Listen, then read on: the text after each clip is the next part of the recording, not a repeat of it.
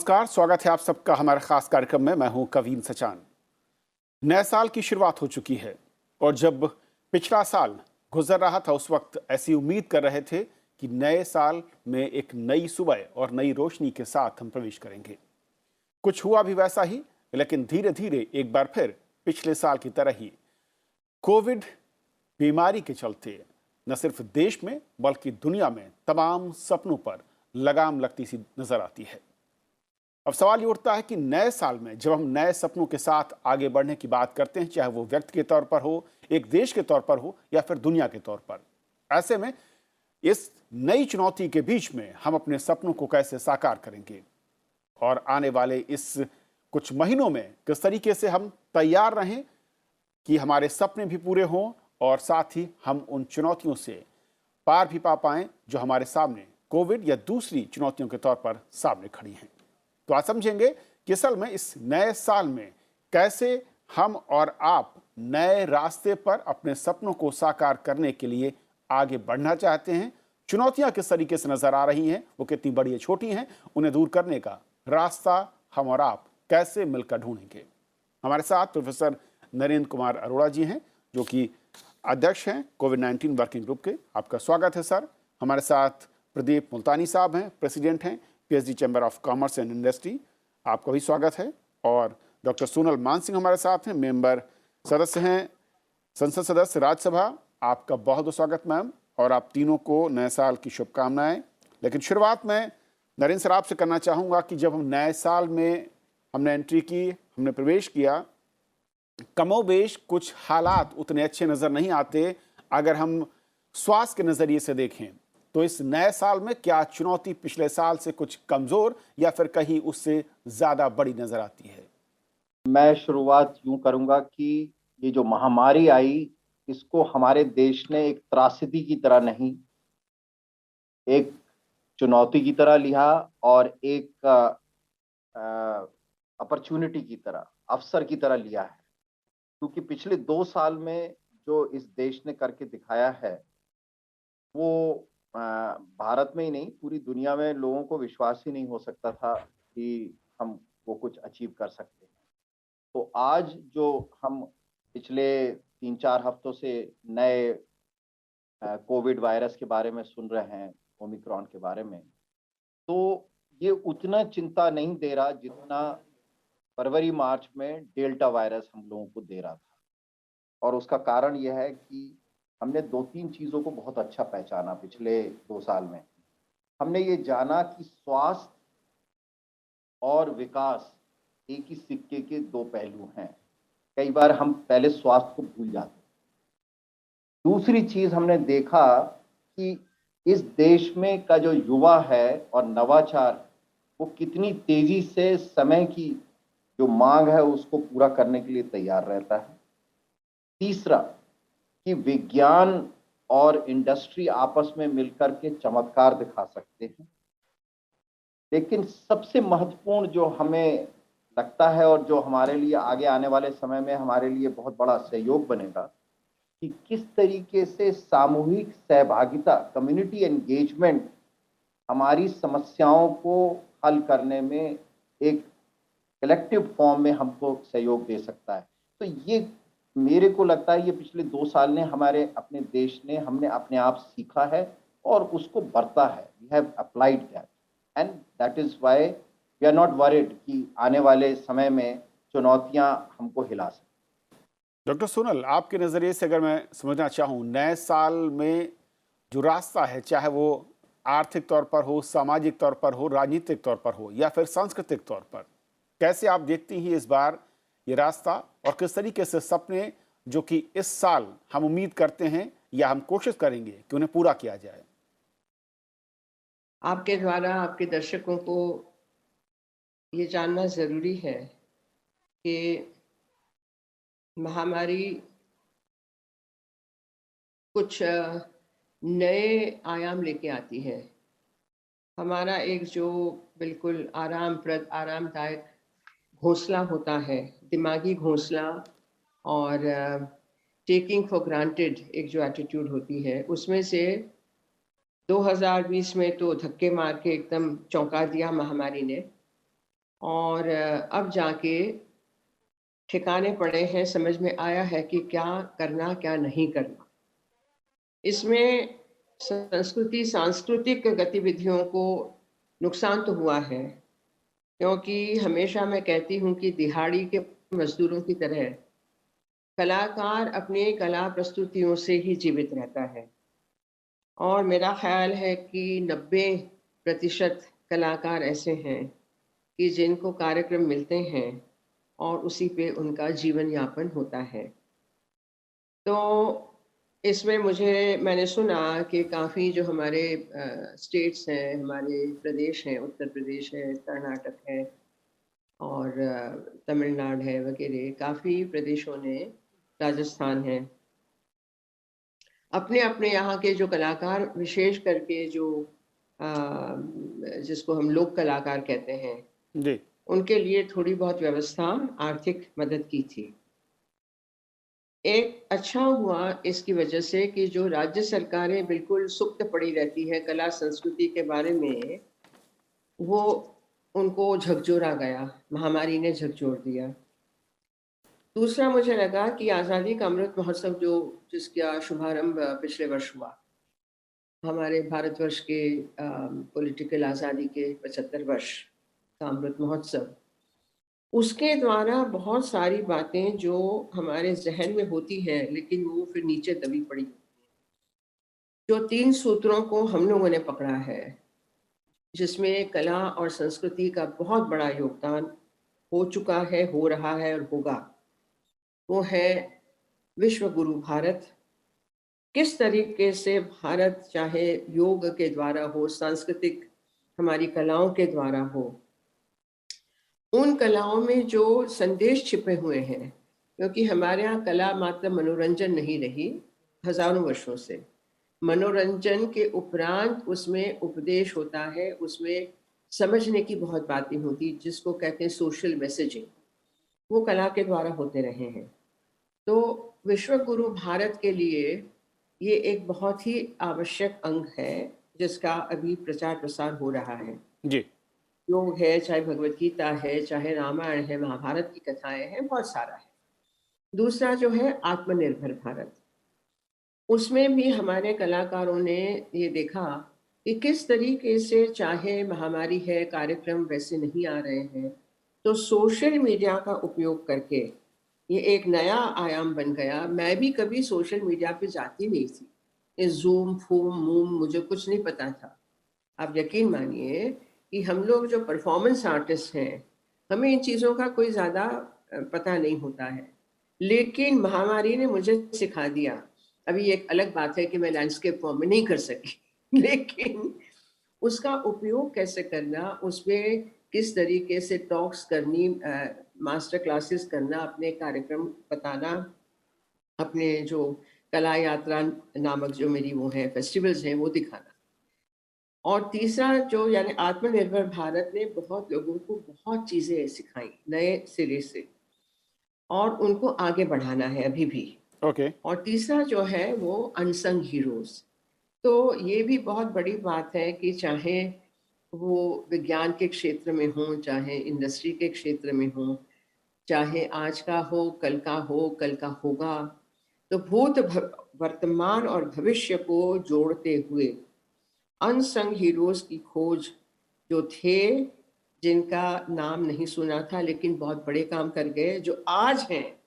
और इसी के लिए मैं फिर से एक उदाहरण देना चाहूँगी, धन्यवाद देना चाहूँगी कि हमारे माननीय गौरवशाली प्रधानमंत्री जी की दृष्टि से, जैसे पद्म अवार्ड्स हैं, हाईएस्ट सिविलियन ऑनर्स, उसमें किस तरीके के लोगों को जोड़ा गया है, अवार्ड दिया गया, सम्मान किया गया, अद्भुत है। जी जी।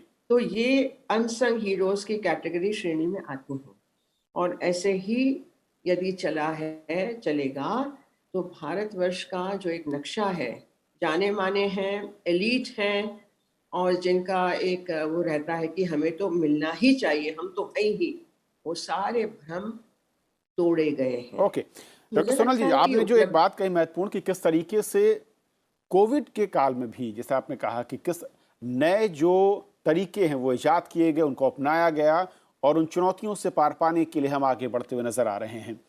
प्रदीप मुल्तानी साहब, क्योंकि आर्थिक जो क्षेत्र है वो बहुत महत्वपूर्ण हो जाता है किसी भी देश के लिए, और आर्थिक नज़रिए से अगर देखें कि जब धीरे धीरे हमने नए सिस्टम को अडॉप्ट किया और कोविड के चलते चुनौतियां काफ़ी बड़ी थी, उसके बावजूद आर्थिक विकास की रफ्तार हो या फिर डिमांड की बात करें, वो अपने लेवल को अचीव करते हुए नजर आ रहे थे। ऐसे में एक बार फिर से नए साल में किस तरीके का रोड मैप आप देखते हैं और किस तरीके से आप इसे कहना चाहेंगे कि हम आगे बढ़ेंगे और उन चुनौतियों को साथ लेते हुए या फिर उसके नए विकल्पों के साथ? देखिए, हमारी जो सरकार है, सेंट्रल गवर्नमेंट जो है, वो बहुत ही सही तरीके से जो फाइनेंस मिनिस्ट्री ने हमको जो इनपुट्स दिए, सपोर्ट दिए इस महामारी के दौरान, वो बहुत ही सराहनीय है। और अब जो ये जो थर्ड वेव ओमिक्रॉन का भी जो आ रहा है, उसमें भी हम ये लेके चल रहे हैं कि जाके इम्पैक्ट आएगा, लेकिन 1 या 2% जीडीपी में ही आएगा। जो हम लेके चलते हैं कि भैया इस फाइनेंशियल ईयर में कम से कम हमारा जीडीपी ग्रोथ 8 से 9% रहना चाहिए, ये सारे के सारे इकोनॉमिक विशेषज्ञ ने फोकस करा है। और ये 8 से 9% जीडीपी ग्रोथ हमें रखना ही पड़ेगा अगर हमें यूएसडी 5 ट्रिलियन इकोनॉमी बनना है सन 2025 तक। हमें जो चीज़ों का खास ख्याल रखना पड़ेगा, ऑफ कोर्स ओमिक्रॉन से जितना हम बचाव करेंगे, प्रिकॉशन लेंगे, और हम प्रभु से ये कामना करते हैं कि भैया जो पूरा जोर लगेगा शायद इसी महीने लगेगा, और उम्मीद है कि 15-20 फरवरी तक थोड़ा ये तो थम भी जाएगा, और जितना डेल्टा में हमारे को दिक्कतें हुई थी वो इस बारी नहीं होगी। अब हमारे को जो ये लक्ष्य अचीव करने हैं, हमारे को जो हम एक्सपेक्ट करते हैं, जो हमारी सामने चुनौतियां हैं, वो यही हैं कि जैसे हमारा बजट अब जब आएगा तो हमें जाके स्टेबिलिटी ऑफ टैक्सेस चाहिए, और साथ में लोअर रेट्स ऑफ टैक्सेस चाहिए, और वाइडर कवरेज चाहिए, क्योंकि आज के दिन में बहुत कम आबादी ही टैक्सेस देती है। ज़्यादा से ज़्यादा लोग टैक्सेस दें और देश को बढ़ने में अपनी आहुति वो भी डालें। इसके अलावा हमको मार्केट में डिमांड बहुत जनरेट करनी है। उसके लिए जैसे अभी बात कर रहे थे कि रेट ऑफ टैक्सेशन कम हो, कॉर्पोरेट्स के लिए कम हो, पार्टनरशिप्स एलएलपीज के लिए भी कम हो, और इंडिविजुअल्स के लिए भी कम हो, ताकि कॉर्पोरेट्स के पास और इंडिविजुअल्स के पास उनका पैसा हो, जिससे वो मार्केट में डिमांड को जनरेट करें। हमको हर कोशिश करनी चाहिए कि जाके जो हमारी इंडस्ट्री है और ट्रेड है, उसके लिए ईज ऑफ डूइंग बिजनेस को, क्योंकि सेंट्रल गवर्नमेंट ने तो बहुत करा है कि भाई one window service, ease of doing business पे, लेकिन अनफॉर्चुनेटली स्टेट लेवल पे, ग्राउंड लेवल पे उसमें अभी पहुंचने में काफ़ी रास्ता हमें तय करना है। उसको हमको अगर हम अचीव करेंगे तो कोई कारण नहीं है हम आगे बढ़ें। इसके अलावा मैं ये भी कहना चाहूँगा, जैसे अब चाइना है, उनसे इस साल हमने इंपोर्ट करा है यूएसडी 100 बिलियन का। हमारे को जो भी हम इंपोर्ट कर रहे हैं दूसरे देशों से, वो होने चाहिए रॉ मटेरियल या इनपुट्स जो हमारी मैन्युफैक्चरिंग को एनकरेज करें। अगर मैन्युफैक्चरिंग एनकरेज होगी तभी हम एम्प्लॉयमेंट को जनरेट कर पाएंगे।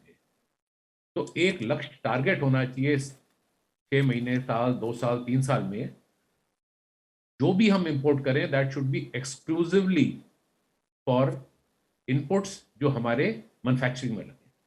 और जो हम एक्सपोर्ट करते हैं इंडिया से, अपना जो आयरन ओर हो गया, एल्यूमिनियम ओर हो गया, अलग अलग जो इस टाइप के रॉ मटेरियल एक्सपोर्ट करते हैं, वो भी हमको देखना चाहिए कि वो जिस देश में जा रहे हैं वो उससे बना के बेच क्या रहे हैं। तो हमें चेष्टा ये होनी चाहिए कि जो वो लोग बना के बेच सकते हैं, हमारी तरफ से समझ से हम भारतीय जो हैं, हमारी जो इंडस्ट्रियलिस्ट हैं, जो प्रजा है बहुत ही इंटेलिजेंट है, हम सब कुछ अचीव कर सकते हैं। तो ईज ऑफ डूइंग बिजनेस अगर हमारी इंडस्ट्री को मिलती है तो जो भी हमारे गोल्स हैं, लक्ष्य हैं इकोनॉमिक फ्रंट पे, वो हम उसको अचीव कर सकते हैं। और क्या सर हम कोरोना या कोविड के जो वेरिएंट्स जिस तरीके से हमने पिछले साल देखा था, उसकी चुनौतियों से हम जो नए मॉडल हैं उनको अडॉप्ट करते हुए आगे बढ़ चुके हैं, या अभी कहीं ज़्यादा हमें चिंता करने की ज़रूरत है, वहाँ पर ज़्यादा संभल कर चलने की ज़रूरत होगी? सावधानी हमारा मूल मंत्र रहेगा, ये इसमें कोई संशय नहीं है, बिकॉज एक जो बेसिक सोच है कि सावधानी हटी और दुर्घटना दी।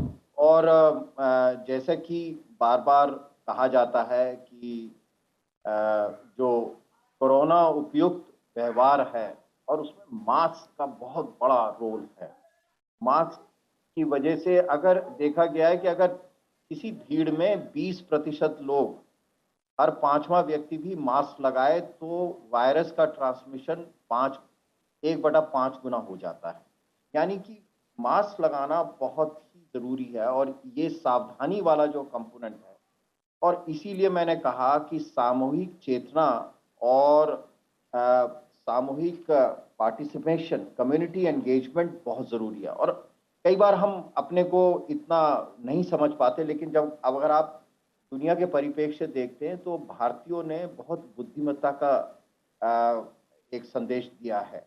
हमारे यहाँ कोई प्रोटेस्ट नहीं हुए कि भाई लॉकडाउन हुआ है या पिक्चर हॉल बंद किए गए, रेस्टोरेंट बंद किए गए, लोगों का घूमना बंद किया या मास्क लगाना ज़रूरी है, इस पे प्रोटेस्ट, बल्कि लोगों ने उसको एक्सेप्ट किया है। और अगर हम बाहर के देशों में, यूरोपियन और नॉर्थ अमेरिकन देशों में देखें तो वहाँ पर एक बहुत बड़ा हंगामा सा उठता है हर बार जब ये कड़ाई करी जाती है। तो हमें अपने भारतीयों की बुद्धिमत्ता पे बहुत गर्व होना चाहिए। दूसरी चीज़ एक जो बहुत अच्छा हुआ है हमारे साथ, और वो ये कि पिछले जो हमारी सामाजिक एक बनावट है, फैमिली का स्ट्रक्चर और इस तरीके से, तो परेशानियों के बावजूद लोगों ने एक दूसरे का सहयोग किया।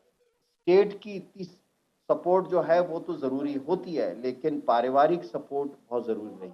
तो एक तो एस्पेक्ट वो हमारे लिए ज़रूरी रहा, लेकिन दूसरी तरफ जो हम लोगों को बहुत ज़रूरी है और जिस बारे में ये जानकर बड़ा अच्छा लगेगा कि आज की डेट में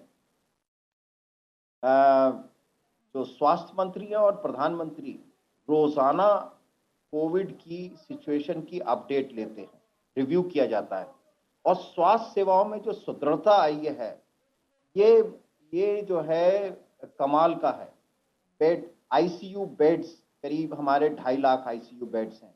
आज की डेट में 78,163 वेंटिलेटर काम कर रहे हैं, फंक्शनल है। इसी तरीके से ऑक्सीजन बेड करीब 6 लाख, 4 से 6 लाख ऑक्सीजन बेड। यानी कहने का मतलब ये, और ये भी आज सवेरे ही रिव्यू हो रहा था कि कंट्री में पैरासिटामोल की टैबलेट्स और डेक्सामेथासोन की टैबलेट्स का कितना निर्माण मुमकिन है, कहीं कमी तो नहीं हो सकती। कहने का मतलब ये है कि तैयारी, we are ready for the worst but hope for the best, in a sense कि ज़्यादातर अगर बीमारी ओमिक्रॉन की वजह से हल्की होती है तो उसको हम उम्मीद करते हैं कि जल्दी से इस लहर को भी पार किया जा सकेगा। लेकिन अगर परेशानी हो तो दूर दराज के क्षेत्र में भी हम उसको मैनेज कर सके। और एक चीज़ मैं यहाँ पर बहुत महत्वपूर्ण कहना चाहूँगा, जब ये कार्यक्रम शुरू हुआ, मतलब महामारी शुरू हुई, पूरे देश में आरटीपीसीआर केवल मतलब प्रैक्टिकल तरीके से एक लैब थी, लेकिन प्रैक्टिकली बड़े जो 7-8 मेट्रो सिटीज़ है वहीं पे मॉलिक्यूलर लैब्स थी। आज देश के हर जिले में, तो अगर ईटानगर में किसी को कोविड होता है तो सैंपल कलकत्ता भेजने की जरूरत नहीं है, वहीं पे हो जाता है। ये जो सुदृढ़ता हुई है स्वास्थ्य सेवाओं में, ये खाली आज के लिए नहीं है। कल डेंगू है, कोई नया बीमारी होती है, बुखार होता है, क्योंकि मॉलिक्यूलर डायग्नोस्टिक। मेरा कहने का मतलब ये है कि ये हमारे लिए एक बहुत बड़ा अवसर था जिसको हमने पूरी तरह धोने की जरूरत है, और लेकिन सावधानी हमेशा बरतने की जरूरत रहेगी। डॉक्टर सोनल जी, क्योंकि आपने जो बात कही वो बहुत महत्वपूर्ण है कि चाहे वो कलाकार हो या इस देश में एक बड़ा तबका ऐसा है जो कि हर रोज़ काम करता है और अपना पेट पालता है, या फिर ऐसे लोग जो कि डेली बेसिस पर अपने बिजनेस को, काम को अंजाम देते हैं, और जब इस तरह की बड़ी चुनौती सामने आती है, उनके लिए स्वास्थ्य सेवाओं को सर्वोपरि रखना, उनके लिए मुहैया कराना वो सुविधाएं, और साथ ही साथ उनकी आय को भी कंटिन्यू करना है। किस तरीके से इसे देखते हैं, और नए साल में इस चुनौती से कैसे हम आगे दो चार हो सकते हैं, फिर कैसे उसे निपटने की तैयारी अभी डॉक्टर साहब ने कहा था इसके पहले कि विज्ञान और इंडस्ट्री, तो उसमें मैं विज्ञान इंडस्ट्री के साथ कला संस्कृति को जोड़ना चाहूँगी, इसलिए कि जैसे अभी सुना गया कि ये सुविधाएं जो नए तरीके से, नए सिरे से उत्पन्न की गई हैं वो हमेशा के लिए है, चाहे और अलग डेंगू टाइप जो आवे वगैरह वगैरह। तो मेरा भी कहना ये है कि नए सिरे से सोच होनी चाहिए कि इंडस्ट्री, ये सारे आंकड़े स्टैटिस्टिक्स, चाइना से कितना इंपोर्ट एक्सपोर्ट वगैरह वगैरह वगैरह, मेरा मानना ये है कि यदि हम हमारी कला संस्कृति को सॉफ्ट पावर ना समझें बट स्ट्रॉन्ग पावर समझें, जो है वास्तव में, वास्तविकता वही है कि आपको यदि विश्व गुरु बनना है तो 5 ट्रिलियन इकोनॉमी तो एक चीज है जो चाइना वगैरह और देश भी इसके ओर बढ़ रहे हैं, लेकिन चाइना और अलग देशों के किसी देश के पास हमारे जैसी न कला है, न सांस्कृतिक परंपराएं हैं जो हजारों वर्षों से चली आ रही है और आज भी इतनी ही मजबूत हैं, जो मन को और शरीर को मजबूत करती है।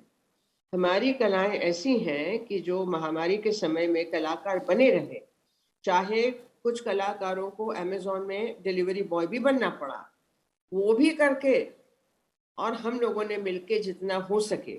लेकिन कहने का तात्पर्य ये है कि एक है टैंजिबल आंकड़े, स्टैटिस्टिक्स, टैंजिबल जो दिखता है, उसके साथ जो इनटैंजिबल है, जो आपको आंखों से नहीं दिखाई देता लेकिन उसका असर बहुत ही गहरा होता है, गहरा रहता है।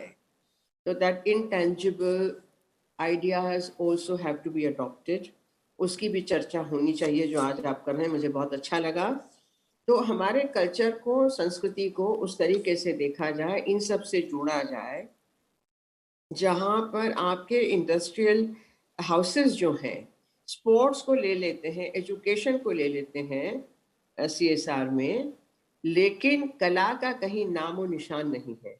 तो मुझे लगता है कि यदि हमें अपनी परंपराओं को मजबूत रखना है, इनटैंजिबल खास करके, गुरु लोग मर जाते हैं, कितनी कलाएं हमारी लुप्त हो चुकी हैं, लुप्त होंगी, लेकिन वो परंपरा कैसे आगे चले जिससे कि समाज सशक्त होता है। वी नीड दैट मनोबल, we need this backing of our artistic and सांस्कृतिक ट्रेडिशंस। इसको ना भूलें हम लोग, क्योंकि मात्र शरीर है जो इंफ्रास्ट्रक्चर है, उसमें प्राण जो है, जो प्राण है वो संस्कृति और कलाएं हैं। We should never forget that. उसमें साहित्य भी है, संगीत है, नृत्य है, शिल्पकला, चित्रकला, वीविंग, रंगोली, एवरीथिंग, 64 कलाएं उसमें हैं। And the best thing is that they can be handed over पीढ़ी दर पीढ़ी। आप उसको सिखा सकते हैं, आप उसको आगे बढ़ा सकते हैं, और ये कलाएं इतनी नाजुक हैं लेकिन इतनी सशक्त हैं कि नई नई जो इन्फ्लुएंसेस हैं, नए प्रयोग हैं, उसको भी पचा लेती है, समग्रता में पचा लेती है। प्रदीप जी। मुल्तानी जी, जिस तरीके से आपने कहा, क्योंकि आर्थिक नजरिए से अगर कहें या फिर नए साल में जब किसी एक का सपना पूरा होगा तो जाहिर है कि जो बाकी लोग हैं वो भी इसके साथ खड़े होंगे, किसी एक के सपने के पूरे होने के साथ उसका लाभ सभी को। मैं प्रदीप जी से पहले कुछ कहना चाहूंगा सोनल मानसिंह जी के। जी साहब। मैं अपने को रोक नहीं सका तो इसलिए मैं आना चाहूंगा, क्योंकि आपने जो टेंजिबल और इनटेंजिबल बताया, जो शरीर को और समाज को परिपूर्णता और स्थायित्व देता है, उसका एक मैं मेडिकल एग्जाम्पल देना चाहूँगा, और वो आपस में बहुत भिड़ता हुआ दिखाई देता है, और जिससे ये बात कि convergence between science, industry and art is so important, वो मैं बहुत ही रोमांचित महसूस किया जब सोनल जी ने ये बात कही। हमारी शरीर में जो प्रतिरक्षक शक्ति या बीमारी के प्रति प्रतिरोधक शक्ति पैदा होती है, वो भी एक टेंजिबल और एक इंटेंजिबल होती है। टेंजिबल जिसको एंटीबॉडीज बोलते हैं और जो मेजर करी जाती हैं। इनटेंजिबल या अदृश्य या जिसको छुआ नहीं जा सकता, वो होते हैं टी सेल। और जो इनटेंजिबल है वो उस प्रतिरोधक क्षमता को स्थायित्व देता है, परिपूर्णता देता है और हमें देर तक बचा के रखता है। तो मेरे को लगा कि जो सोनल जी ने आपस में एक कन्वर्जेंस की जो बात करी है, बहुत ही महत्वपूर्ण है कि संस्कृति, कला और विज्ञान, स्वास्थ्य और जो विकास है, जो अर्थ है, अगर हम तीनों सबको साथ ना लेके चलेंगे तो एक ये वाली होगा कि एक टूटा हुआ शरीर को आगे ले जाने की कोशिश करें। धन्यवाद। मैं जी यही कहना चाह रहा हूँ, संस्कृति, योग, विश्व गुरु परंपरा जो हमारी है, हमारे आदरणीय प्रधानमंत्री जी हमारा जो आयुष सिस्टम है, आयुर्वेद, योगा, यूनानी, सिद्धा, होम्योपैथी, उसको भी वो बहुत अच्छी तरह से प्रमोट करना चाहते हैं। अगर आज हम देखें जितने भी ये डेवलप्ड नेशन हैं, जितनी उनकी हॉस्पिटल्स हैं, डॉक्टर्स हैं, उनसे हमारे देश ने बहुत बेटर काम करा है। जो महामारी आई थी, जो सेकेंड वेव आई थी, उसमें आयुष, आयुर्वेद, यूनानी को भी सरकार ने बहुत इंपॉर्टेंट रोल दिया था और इम्यूनिटी बूस्टर्स के रूप में हमारे आयुष के प्रोडक्ट्स को बहुत उन्होंने प्रमोट करा था। और अगर हमको अपने पूरे भारत के नागरिकों को हेल्थ केयर पहुंचाना है शॉर्टेस्ट पॉसिबल टाइम में, तो उसमें हमारे आयुष सिस्टम को भी एक प्रोमिनेंट रोल प्ले करना पड़ेगा, ताकि हमारे को अगर लोग योगा करेंगे बीमारी नहीं, तो वेलनेस की तरफ हमें जाना पड़ेगा। और जो फर्स्ट लाइन ऑफ डिफेंस है अच्छी सेहत के लिए, वो मेरी समझ से उसमें हमारा आयुर्वेद बहुत बढ़िया रोल प्ले करेगा। बहुत बहुत शुक्रिया आप तीनों मेहमानों का हमारे साथ इस चर्चा में जुड़ने के लिए और अपनी राय और विचार रखने के लिए।